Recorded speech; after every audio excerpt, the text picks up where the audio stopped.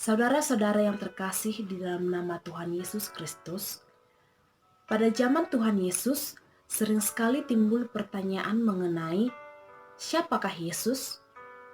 Bahkan di zaman sekarang juga pertanyaan itu tidak lepas dari hati umat manusia.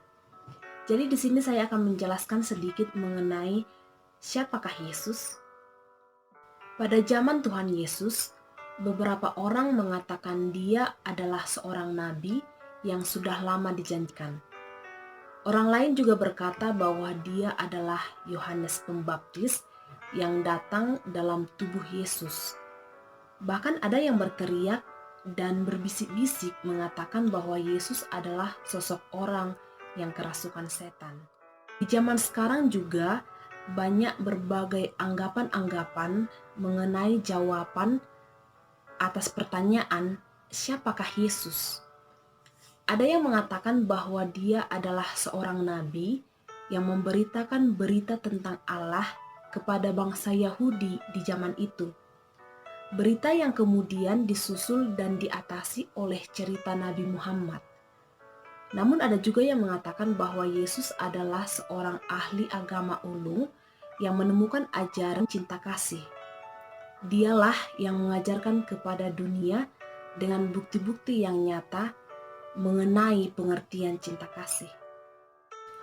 Ada yang mengatakan bahwa Yesus adalah seorang yang tinggi moralnya, sehingga tidak jarang orang-orang pada zaman itu banyak yang mengikuti dia.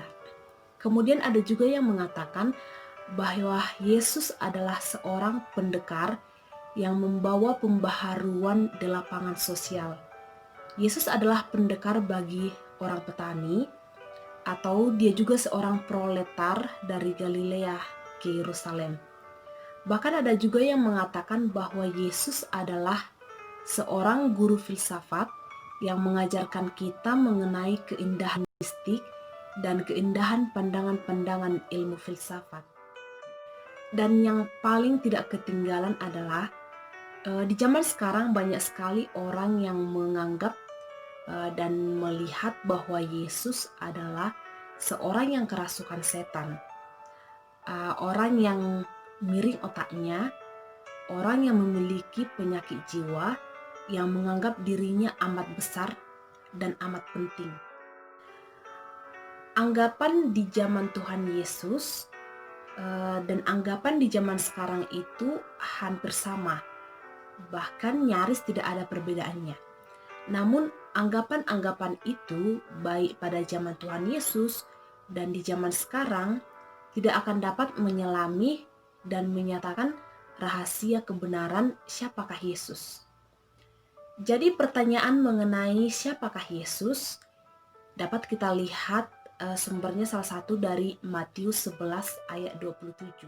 Nah, di Matius 11 ayat 27 dikatakan, di sana Yesus berkata, "Semua telah diserahkan kepadaku oleh Bapa, tidak seorang pun mengenal anak selain Bapa, dan tidak seorang pun mengenal Bapa selain anak, dan orang yang kepadanya anak itu berkenan menyatakannya."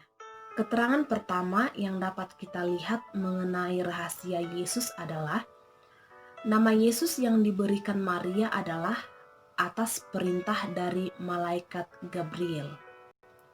Arti nama Yesus adalah Yahweh menolong atau Tuhan menolong. Jadi nama ini menjelaskan bahwa Allah sendiri datang untuk menolong dunia ini dalam Yesus Kristus. Nama lain untuk Yesus adalah anak manusia, yakni manusia sejati. Ia bukanlah malaikat, dia memiliki tubuh manusia dan bukan tubuh bayangan. Ia merasakan haus, merasakan lapar, merasakan sukacita, merasakan duka cita. Dia adalah manusia suci. Padanya nyata yang disebut dengan cinta kasih kepada sesama manusia. Nama lain untuknya juga adalah anak Allah. Iblis mengakui bahwa Yesus adalah anak Allah. Murid-muridnya juga mengakui bahwa dia adalah anak Allah. Bahkan Yesus juga mengakui bahwa dia adalah anak Allah. Kembali ke Matius 11 ayat 27, di sana jelas bahwa Yesus adalah anak Allah. Sebagai anak Allah, Allah memberikan dia sebuah amanat. Segala penghakiman diserahkan Allah kepada Yesus. Yesus memiliki wewenang untuk mengurus suatu kovenan baru antara Allah dan manusia, juga untuk mengurus dan memberitakan damai sejahtera dan kebahagiaan kepada dunia ini. Yesus dikuduskan dan dimateraikan untuk menjadi penguasa mutlak, penguasa yang mengurus dan mengatur perkara yang sangat luar biasa antara Allah dan manusia ketika manusia jatuh ke dalam dosa.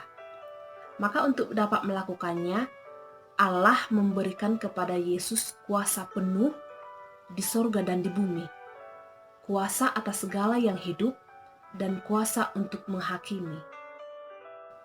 Di Matius 11 ayat 27 itu, Yesus juga secara jelas mengatakan, tidak seorang pun mengenal anak selain Bapa. Tidak seorang pun mengenal Bapa selain anak.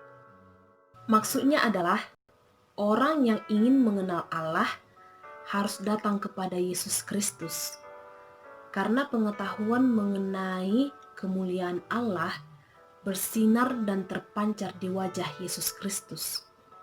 Tidak ada hubungan yang indah antara Allah yang kudus dengan manusia yang penuh dengan dosa, kecuali di dalam dan melalui Sang Pengantara, yaitu Yesus Kristus.